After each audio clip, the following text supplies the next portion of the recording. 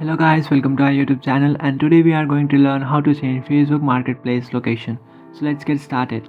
So if you want to change your Marketplace location on Facebook, what you can do is just open up your Facebook application and then tap on the three bar icon which is on the top right corner of your screen. And here you can find Facebook Marketplace. You just have to tap on this option, and in the top right you can find your location. You just have to tap on that blue colored highlighted location, and here you can find your location. So if you want to change your location, what you can do is just in the search bar you can enter the location that you would like to change to, and after entering that location just tap on enter and your location will be changed. And in the bottom you can find a bar, and now you can select the range of the location, and by using that bar you can change the range of your location.